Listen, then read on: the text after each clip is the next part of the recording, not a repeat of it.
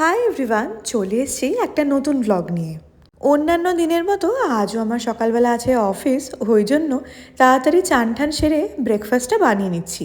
গরমকালে এখন এই ব্রেকফাস্ট আমার এত প্রিয়, দই চিড়েই খেয়ে যাই আমি এখন।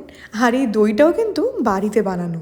কি খাবো যদি সেটা মাথায় থাকে, তাহলে উল্টোপাল্টা খাওয়ার যে ক্রেভিংটা একটু হলেও আটকানো যায়।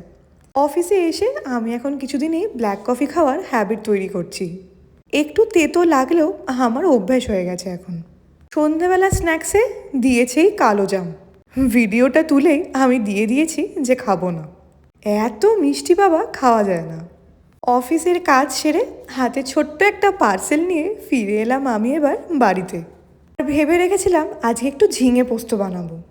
বাড়ি ফিরে তাড়াতাড়ি চান টান সেরে নেওয়ার পর আমি আর বসি না।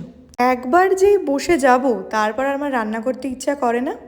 আজকে এই জন্য চান করে এসেই আগে রান্নাঘরে ঢুকেছি। পোস্তর যে কোনো প্রিপারেশনই আমার ভীষণ ভালো লাগে। ঝিঙে পোস্ত আমি খুবই ভালোবাসি, বাট আমি ভাবতে পারিনি, যদিও এটা ফার্স্ট টাইম বানিয়েছি, খেতে এত টেস্টি হবে। আমার এই কালো জিরের যে ফ্লেভারটা এত ভালো লাগে, লাস্টে না ওপর থেকে একটু সর্ষের তেলও ছড়িয়ে দিয়েছি।